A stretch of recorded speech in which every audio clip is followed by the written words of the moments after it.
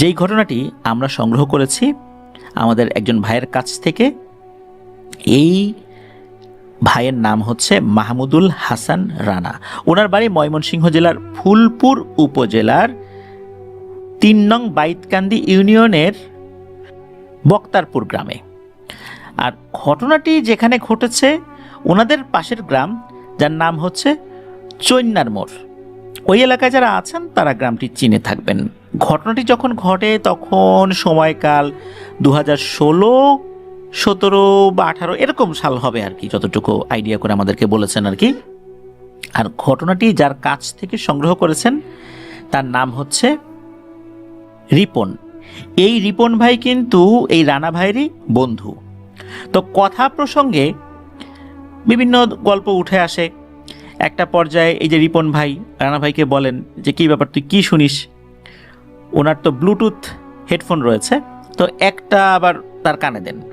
তখন উনিও শুনতে পেলেন যে আমাদের চ্যানেলের ঘটনা উনি শুনছেন। একটা পর্যায়ে এই রিপন ভাই রানা ভাইকে বলেন যে এই, তোর কি সেই জারিফের ঘটনার কথা মনে নাই? তখন রানা ভাইয়ের মনে পড়ে যে আসলে তো তাই, ঘটনা তো একটা আছে। তখন ওরা দুজনে মিলে এই ঘটনাটি নিয়ে আলোচনা করেন। এরপর রিপন ভাইয়ের অনুপ্রেরণায় রানা ভাই আমাদেরকে ঘটনা পাঠান। এই যে জারিফ ভাই, এই জারিফ ভাই উনি একটি হেল্প চেয়েছিলেন এই রানা ভাই এবং রিপন ভাইয়ের কাছে। তখন এই রিপন ভাই এবং রানা ভাই ওনারা নারায়ণগঞ্জে থাকতেন, ওখানে একটি চাকরি করতেন। বর্তমানে অবশ্য এই রানা ভাই উনি গাজীপুরের ভবানীপুর নামক একটা জায়গায় রয়েছেন, ওখানে একটি চাকরি করছেন। হঠাৎ করে জারিফ ভাই একটা হেল্প চান, যেহেতু ওনারা একই এলাকার আর কি, নারায়ণগঞ্জে থাকেন কিন্তু মূল এলাকাটা এক, মানে দেশের বাড়ি এক জায়গায়। তখন এই জারিফ ভাই জানান যে ওনার এক বোনের একটা সমস্যা হয়েছে, কোনোভাবে সেই সমস্যাটা সমাধান করা যাচ্ছে না। তো ফোনেই এই সমস্যাটা বলতে থাকেন। আমরা শুরু থেকেই আসি। সেটা হচ্ছে যে শুক্রবার বাড়িতে চাল ভাজা হয়েছিল। তো এই চাল ভাজা যখন হয়েছে তখন এই গরম চাল ওই আপুটা খেয়েছেন। সঙ্গত কেন ওই আপুর নাম বলছি না, ওই আপুটা খান, আবার শনিবারেও খান। রান্নার জন্য শুকনো পাতার প্রয়োজন ছিল, যার কারণে ওই আপুর মা ওনাকে বলেন যে যা বাগানে গিয়ে একটু পাতা ঝাড়ু দিয়ে নিয়ে আয়। তো উনি মাঝে মাঝেই তো ঝাড়ু দিয়ে নিয়ে আসেন পাতা, ওটা নিয়ে সমস্যা, নিজেদের বাগান। উনি কয়েকটা বস্তা নিয়ে চলে যান সেই বাগানে গিয়ে উনি পাতা ঝাড়ু দিচ্ছেন। তো ঝাড়ু দেওয়ার পর উনি যথারীতি সেই পাতাগুলো বস্তায় ভরে বাড়িতে নিয়েও আসেন। নিয়ে আসার কিছুক্ষণ পর থেকে ওনার মধ্যে অস্বাভাবিক আচরণ শুরু হয়। এলোমেলো কথা বলছেন, গালিগালাজ করছেন, অথচ উনি কিন্তু খুবই শান্ত স্বভাবের, খুব ভদ্র একটা মেয়ে। ওনার দ্বারা এই ধরনের আচরণ হবে এটা তো কিন্তু কেউ প্রত্যাশাই করে না। যখন উনি এরকম আচরণ করছেন তখন তো সবার মনে সন্দেহ লাগে, কি রে ঘটনা কি? সবাই বুঝতে পারে যে উনি কোনো কিছু দ্বারা আক্রান্ত হয়েছেন। এরপর বাড়ি থেকে কবিরাজ ওঝা খোঁজার প্রক্রিয়া শুরু হয়। ওনাদের বাড়ির খুব কাছাকাছি একজন মহিলা কবিরাজ ছিলেন, সেই মহিলা কবিরাজকে নিয়ে আসা হয়। মহিলা কবিরাজ আসার পর আসন দেন, আসন দেওয়ার পর বিভিন্নভাবে সে জিন হাজির করার চেষ্টা করছে, কিন্তু না, কাজ হয় না। ওই কবিরাজ মহিলা অনেক চেষ্টা করেও ব্যর্থ হন, কোনোভাবেই কাজ হলো না, কোনোভাবেই জিনকে হাজির করা গেল না। ওই মহিলার কিন্তু এলাকায় বেশ নাম ডাক ছিল কবিরাজ হিসাবে। অনেক দুর্বোধ্য সমস্যাগুলো উনি সমাধান করেছেন, এটা কেউ বুঝতেই পারে না, উনি সমাধান করেছেন। সেখানে উনি ফেল করলেন, বিষয়টা তার জন্য খুব লজ্জাস্কর ছিল। এরপর আরও বেশ কিছু কবিরাজ আশেপাশে বিভিন্ন জায়গায় যারা আছেন আর কি, তাদেরকে যখন জানানো হয় তারাও আসে, তারা কোনোভাবেই জিনকে হাজিরই করতে পারে না। এখন সমস্যা বাড়ছে, খুব উচ্ছৃঙ্খল আচরণ করছে ওই আপু। তো ওই সময়ে মূলত ওই জারিফ ভাই রানা ভাইকে ফোন করেন। তো রানা ভাইয়ের সাথে এই রিপন ভাইয়ের আলোচনা হয়, কি করা যায়। তখন রিপন ভাই বলে রানা ভাইকে, এ রানা, জালাল কাকার চিনিস তো? জালাল কাকার নাম মনে নাই? জালাল কাকাকে এই কাজে লাগানো যায়। চল তাড়াতাড়ি বাড়ি যাই, বাড়িতে গিয়ে জালাল কাকাকে সাথে নিয়ে এই কাজটা কিভাবে সমাধান করা যায় দেখি। তখন ওনারা সবাই দ্রুত বাড়িতে চলে যান। বাড়িতে যাওয়ার পর ওই যে জালাল কাকা, তো এই যে জালাল কাকা উনি আসলে গেরস্থ মানুষ, কৃষি জমি আছে মোটামুটি ভালোই, কবিরাজি করেন। তবে কবিরাজি করার সাথে সাথে ওনার কিন্তু একটা বদনামও ছিল যে উনি ব্ল্যাক ম্যাজিশিয়ান, কালো জাদু করেন, মানে কুফুরি করেন।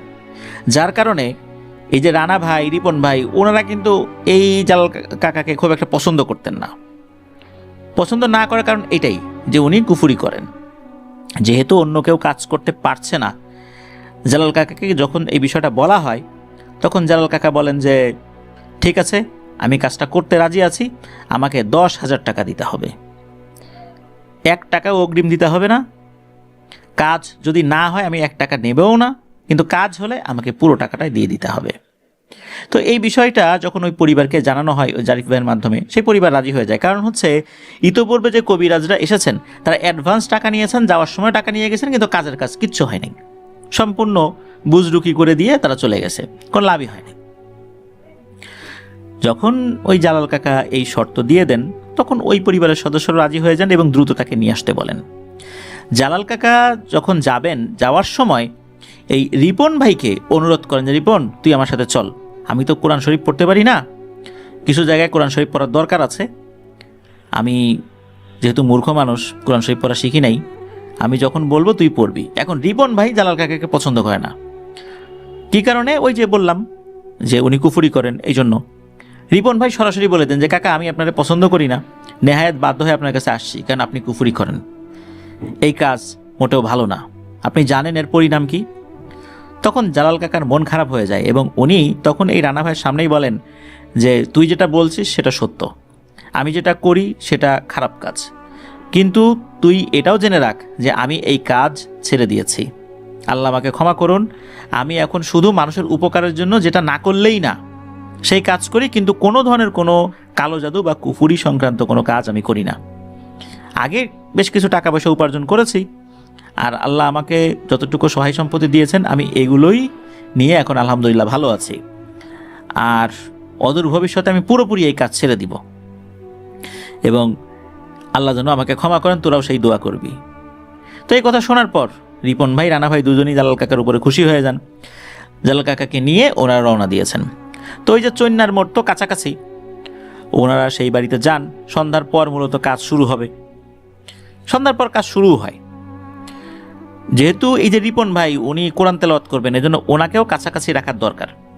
এই জালাল কাকা কি করেছেন, পুরো উঠোনের বেশ বড় একটা অংশ জুড়ে উনি একটা বৃত্ত এঁকেছেন। এই বৃত্তের মধ্যে জালাল কাকা নিজে বসেছেন, ওই মেয়েটাকে আনা হয়েছে, তারপর রিপন ভাই বসেছেন, তো এই 3 জন আছেন।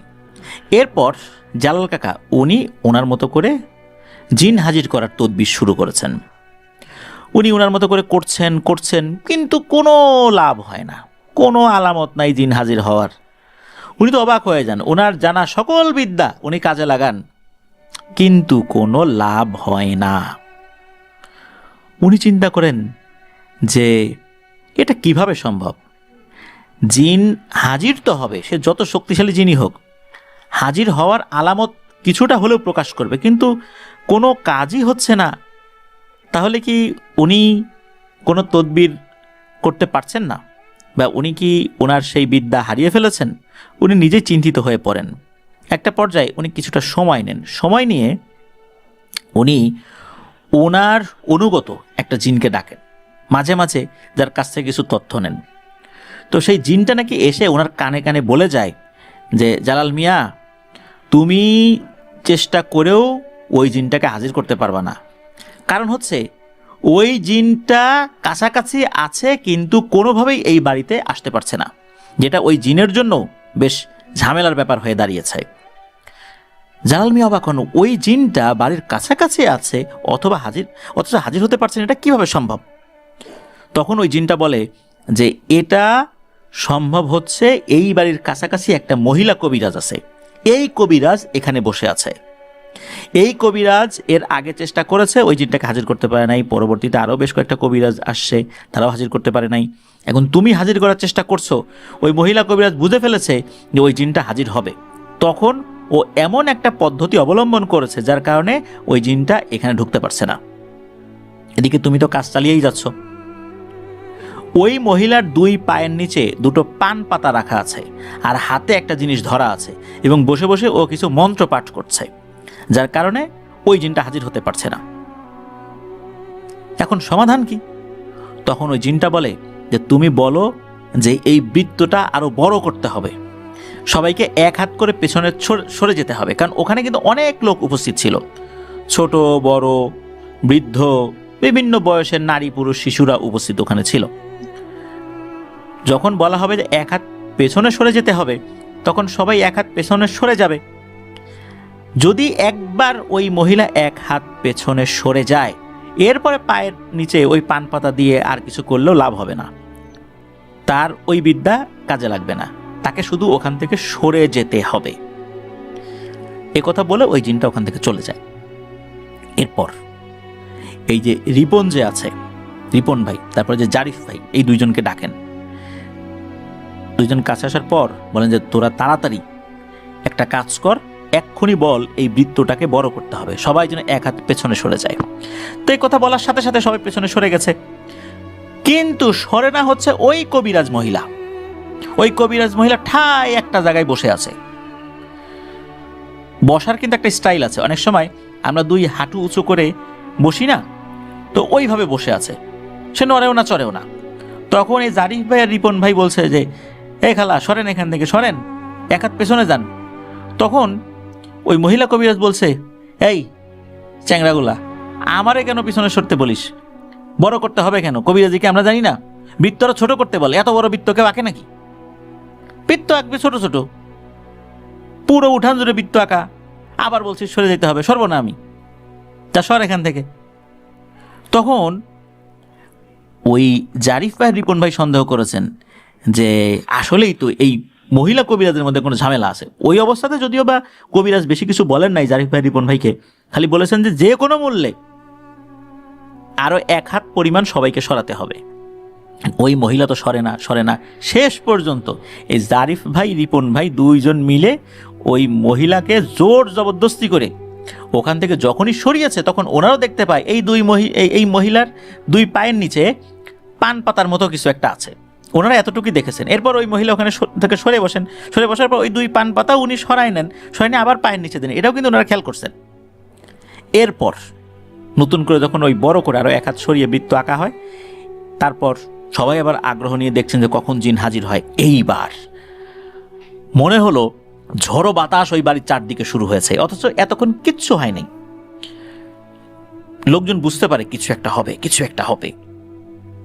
হঠাৎ করে এমন ভয়ঙ্কর একটা আওয়াজ হয়েছে, আর এই আওয়াজটা করেছে হচ্ছে এই যে আপা যিনি পজেসড হয়েছিলেন, ওনার গলা দিয়ে এত জোরে একটা শব্দ, মানে ধমকের স্বরে একটা শব্দ হয়েছে, উপস্থিত অনেকেই দিক বিদিক জ্ঞান শূন্য হয়ে ছোটাছুটি শুরু করেছে, কে কোন দিকে পালাবে। এত জোরে ধমক, মানে মনে হচ্ছে যে বজ্রপাত হয়েছে। এত জোরে শব্দ কোনো মানুষ করতে পারে, এটা বিশ্বাস করাই খুব কষ্টকর ব্যাপার। এত জোরে শব্দ যদি কেউ করে তাহলে তার ভোকাল কর্ডই ফেটে যাবে, অথচ ভয়ঙ্কর এরকম শব্দ হয়। এই শব্দে সবাই ভয় পেয়ে যান, এমনকি কবিরাজ নিজেও ভয় পেয়ে যান।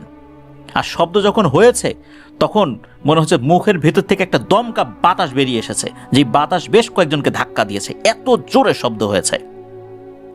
এরপর ওই কবিরাজ বলতে থাকে যে কে তুই, কেন এখানে আসলি না এতক্ষণ, আর কেনই বা মেয়েটাকে ধরেছিস বল। তখন ওই জিনটা বলে ওঠে, যারে কবিরাজ, তোর এত বড় সাহস, তুই আমাকে হাজির করার দুঃসাহস দেখাস, আবার বলছিস যে আমি কেন এতক্ষণ আসি নাই বা আসতে পারি নাই, এটা তুই জানিস। আর আমি আগে কেন আসি নাই সেই জবাব তোকে দেব না। আর কেন একে ধরছি এটাই তো জিজ্ঞেস করবি, তাহলে শোন। আমি ওইখানে একটা তেঁতুল গাছের ডালে বসেছিলাম, এই মেয়েটা দুপুরবেলা শলা দিয়ে ওখানে ঝাড়ু দিয়েছে, আমার ছায়ার উপরও বেশ বেশ কয়েকবার আঘাত করেছে, তাতে আমার সম্মান হানি হয়েছে, এই জন্যই ওকে আমি ধরছি। আর তাছাড়াও চাল ভাজা খাইছিল, চাল ভাজা খেয়ে এখানে আসছে, যার কারণে ওকে ধরতে আমার সুবিধা হয়েছে। ও তো আমাকে অপমান করছে, ওকে তো এত সহজে আমি ছাড়বো না, আর আমাকে হাজির করাও খুব কঠিন ব্যাপার। তারপরও আমি আসতে পারছিলাম না এই মেয়েটার উপরে, সেটার কারণও তুই জানিস। এখন আর আমি বেশি কথা বলবো না, আমাকে যেতে দে, আর এই মেয়েটাকে আমি শিক্ষা দিয়ে ছাড়ব। তখন জালাল কাকা বলেন যে না, তুই তো এইভাবে যেতে পারবি না, তোর কি লাগবে বল। ভোগ লাগবে তো, সেটা তো আমরা জানি, যে হাজির হবি, বলবি এটা দিতে হবে সেটা দিতে হবে, এরপর চলে যাবি। যাওয়ার সময় আমরা বলবো যে একটা কিছু প্রমাণ দেখাই যায়, তারপর বলবি অমুক গাছের ডাল ভেঙে যাব, এটা তো জানি, এখন কি লাগবে সেটা বল। তখন ওই জিনটা বলে যে এইবার লাইনে আসছিস, আমাকে একটা বড় ষাঁড় দিতে হবে। এই ষাঁড় গরু জবাই করলে হবে না, ওই যেই গাছের নিচ থেকে ওকে আমি পেয়েছিলাম, ওই তেঁতুল গাছের ওখানে আজ রাত্রেই রাত 12টার পর কাউকে গিয়ে দিয়ে আসতে হবে, তাহলে আমি ওকে ছাড়বো।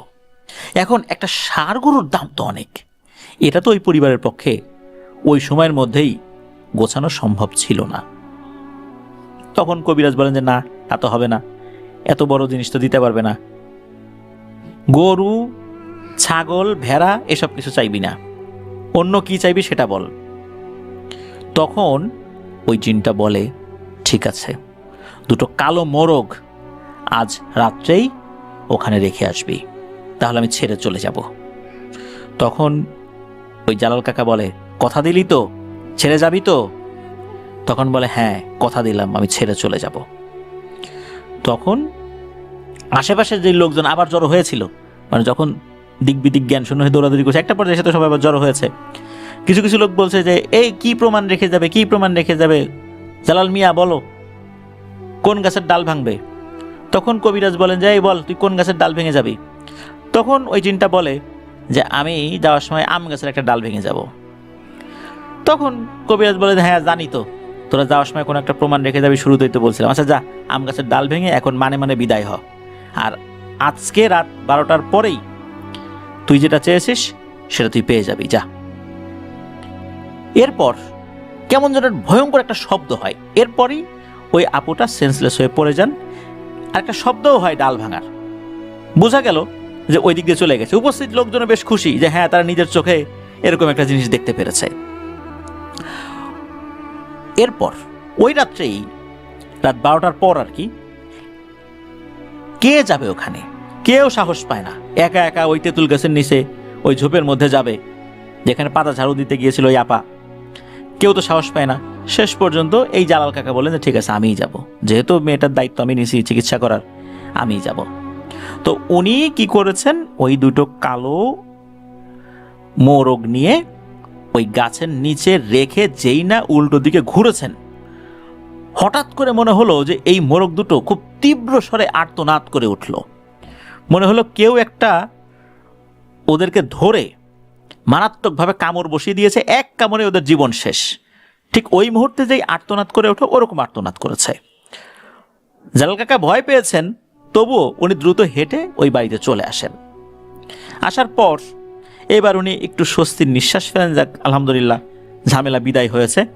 এতক্ষণ তো অনেক কষ্ট হয়েছে, পরিবারের তরফ থেকে হালকা পাতলা নাস্তার আয়োজন করা হয়েছে, এরপর ভারী খাবার দাবারের আয়োজন করা হয়েছে, সব কিছুই সম্পূর্ণ হয়। কবিরাজ জালাল মিয়া এখন বিদায় নেবেন। বিদায় নেয়ার আগে বললেন যে ঠিক আছে ওই মেয়েটাকে আবার একটু নিয়ে আসো তো, ওকে আর একটু ঝাড়ফুঁক করে দিই। যখনই ওই মেয়েটাকে নিয়ে আসা হয় তখনই এই জালাল মিয়ার মুখ চোখ কালো হয়ে যায়। উনি সাথে সাথে বলেন এই মেয়েটাকে দ্রুত ঘরে ঢোকাও, দ্রুত ঘরে ঢোকাও এক্ষুনি, ওকে কোনোভাবে বের করো না। জালাল মিয়ার এরকম কথায় মানে সবাই অবাক হয়ে যান। তাহলে কি হলো, এত কষ্ট করার পরও কি সমস্যা গেল না? জালাল মিয়া ওই পরিবারের সদস্যদেরকে বললেন যে মেয়েটার কাছ থেকে জিনটা এখনো যায় নাই, কিন্তু কিছুক্ষণ আগেও এই মেয়েটা পূর্ণ স্বাভাবিক ছিল, কিন্তু এখন কি এমন হলো যে ওই জিনটা আবার ওর পিছু নিয়েছে?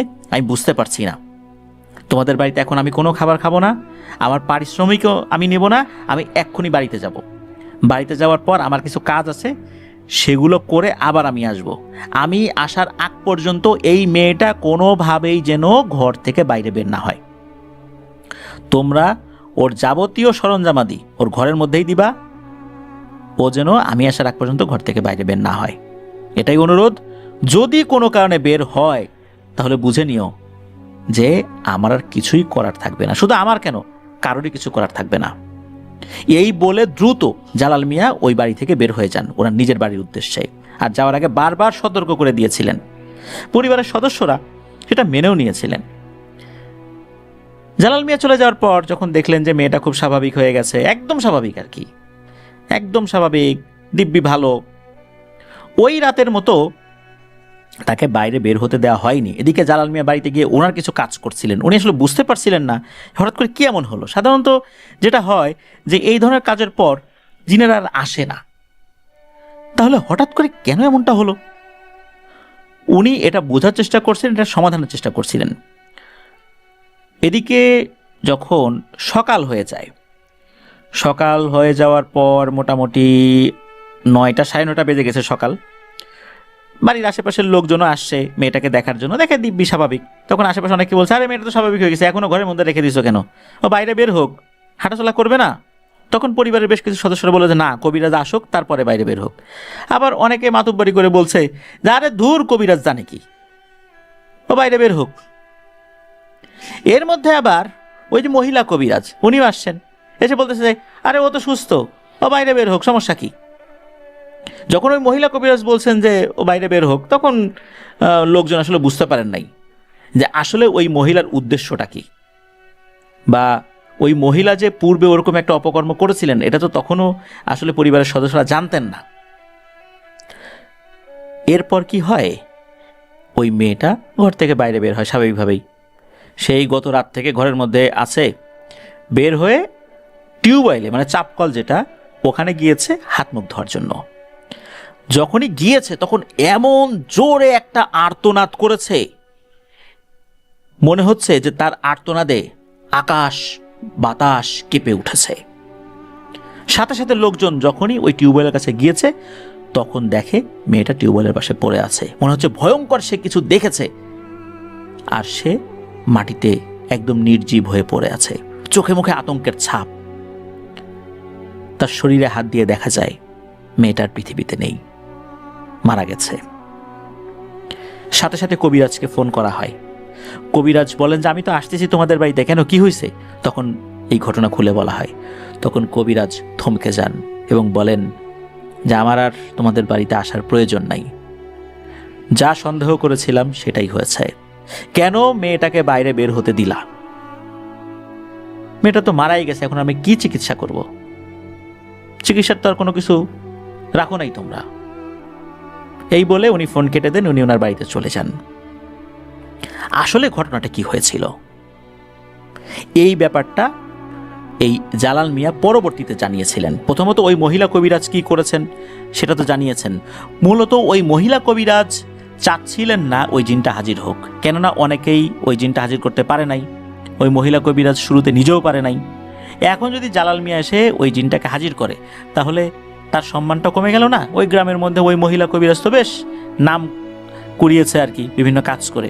এখন বাইরের গ্রাম থেকে এসে যদি আর একটা লোক সে এই চিকিৎসা করে তাহলে তার সুনাম ছড়িয়ে যাবে আর এই মহিলার বদনাম হবে, তার ব্যবসা বাণিজ্য কমে যাবে। এই জন্য ওই মহিলা চাচ্ছিল না যে ওই জিনটা হাজির হোক। কোনো একটা বিশেষ পদ্ধতিতে ওই জিনটাকে পথিমধ্যে আটকে রাখে। জিনটা না পারছিল সরে যেতে, না পারছিল আসতে। যখন ওই বৃত্ত বড় করার নাম করে তাকে ওই জায়গা থেকে সরিয়ে দেওয়া হয়, এরপরে সে সরে যাওয়ার পর আবারও একই পদ্ধতিতে কাজ করলেও কাজ হয় না, জিনটা হাজির হয়। জিনটা কিন্তু ঠিকই চলে গিয়েছিল, সে তার ভোগ নিয়েছে, চলে গিয়েছে। কিন্তু এর মধ্যে ওই মহিলা কবিরাজ কি করেছে, এই অল্প সময়ের মধ্যেই ওই জিনটাকে এমন একটা পদ্ধতিতে ওই মেয়েটার উপর চালান করেছে যে ওই মেয়েটা সরাসরি পজেসড হবে না, কিন্তু ওই জিনের প্রভাব তার উপর থাকবে।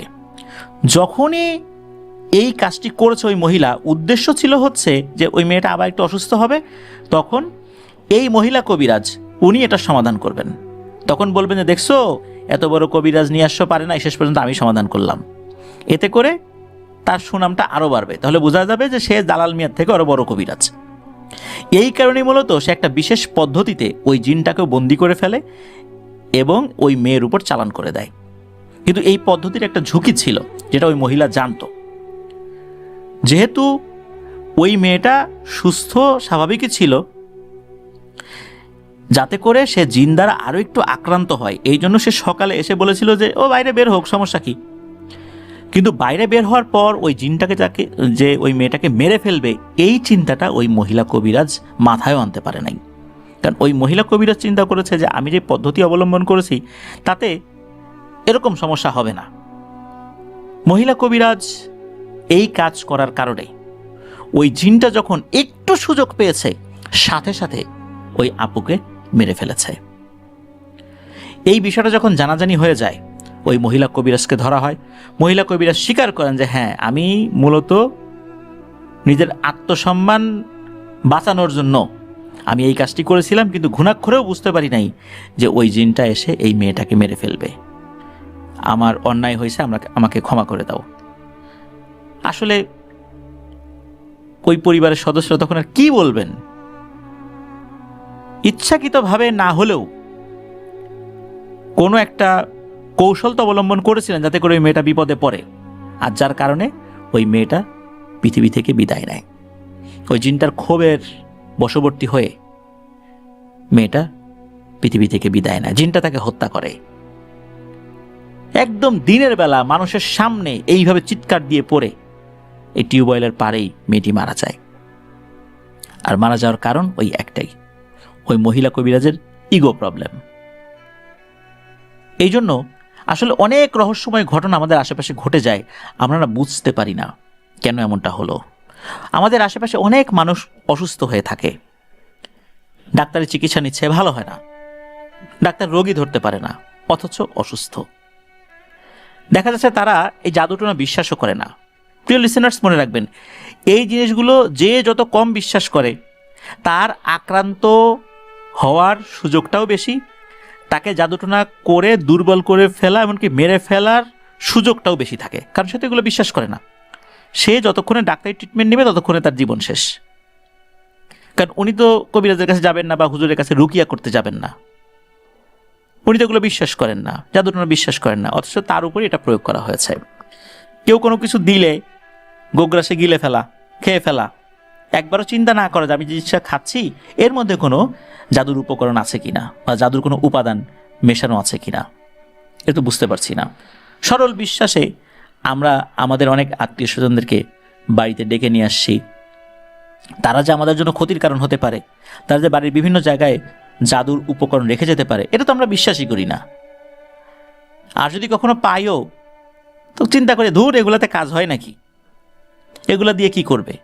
কিন্তু এগুলো এমন একটা জিনিস, আগুন এবং পানির মতো। আগুনের কাছে গেলে যেমন তাপ লাগবে, পানির নিচে দাঁড়ালে বা পানি গায়ের উপর ঢেলে দিলে শরীর ভিজে যাবে, ঠিক জাদুর প্রভাবটাও এমন। এই জন্য বলি, যারা এটা বিশ্বাস করে না তারা আক্রান্ত হওয়ার বড় ধরনের ঝুঁকিতে থাকে। আর যারা বিশ্বাস করে তারা কিছুটা হলেও তো সচেতন থাকেন। সেলফ রুকিয়া যেগুলো আছে, হাদিস কোরআনে যেভাবে বলা আছে, যেভাবে আমরা নিজেদেরকে রুকিয়া করতে পারি বা আমাদের পরিবারের সদস্যদেরকে করাতে পারি, এই জিনিসগুলো কিন্তু করা যায়, যেটা অনুমোদন আছে। নিজেরা আমরা যেটা করতে পারি আর কি, সেটা ইনশাল্লাহ আমরা নিজেরাই করব। এর জন্য আমরা কিছু বিষয় শিখে নেব। রাসূলুল্লাহ সাল্লাল্লাহু আলাইহি সাল্লাম কীভাবে জাদুটোনার হাত থেকে রক্ষা পাওয়ার জন্য যেই আমলগুলো শিখে গেছেন, সেগুলো আমরা কিভাবে করব, সেগুলো আমরা শিখে নিব। যার যার ধর্মীয় অনুশাসনগুলো আমরা মেনে চলব। এতে করে আল্লাহর অশেষ রহমতে আমরা এই সমস্যাগুলো থেকে মুক্তি পাবো ইনশাআল্লাহ। ওই আপুর জন্য আসলেই খুব কষ্ট লাগছে, বিনা অপরাধে এমন একটা জীবন ঝরে গেল শুধু এক মহিলা কবিরাজের ইগোর প্রবলেমের কারণে। উনি সুস্থই হয়ে গিয়েছিলেন, তারপরও এভাবে একটা মানুষের চলে যাওয়া আমরা কি মেনে নিতে পারি? সারাটা জীবন ওনার পড়েছিল, আল্লাহ তার হায়াত ওই পর্যন্তই রেখেছিলেন। এইভাবেই উনি পৃথিবীতে যাবেন, আল্লাহ ওভাবেই তার ভাগ্যটা নির্ধারণ করেছিলেন, এটা সত্য। কিন্তু তারপরও যার কারণে এটা হয়েছে, আল্লাহর কাছে উনি কি এর দায় এড়াতে পারবেন? নিশ্চয়ই না। আমরা সতর্ক থাকবো ইনশাল্লাহ। আর একটা বিষয় হচ্ছে যে এই যে অনেক সময় আমরা শুনি চাল ভাজা বা ভাজা পোড়া খেয়ে না যাওয়া, এটা আমরা কুসংস্কার মনে করি। আসলে দেখা যায় যে এই জিনিসগুলো আমরা কুসংস্কার মনে করলেও কোনো না কোনো প্রভাব অবশ্যই রয়েছে, সেটা আপাতত দৃষ্টিতে বোঝা যায় না বা আমরা বুঝতে পারি না, কুসংস্কার বলে মনে করি। এরকম অনেক জিনিস কুসংস্কার হিসাবে আমরা বিশ্বাস করি। আদতেই কি এগুলো কুসংস্কার নাকি এর প্রভাব রয়েছে, তা কিন্তু এই ঘটনাটি বুঝতে পারলাম। চাল ভাজা খাওয়ার কারণে ওই জিনটা তার উপর প্রভাব বিস্তার করতে আরও সহজ বোধ করেছে। নিশ্চয়ই কোনো একটা ব্যাপার এখানে আছে। এজন্য মুরব্বীরা বলেন যে এই ভাজা পোড়া খাওয়ার পর পানি খেয়ে বের হতে, তাহলে এই সমস্যার সমাধান হতে পারে। এটার কোনো ব্যাখ্যা আদতে আছে কিনা বা এই বিষয়ে শরীয়তে কি বলা আছে এটা আমি জানি না।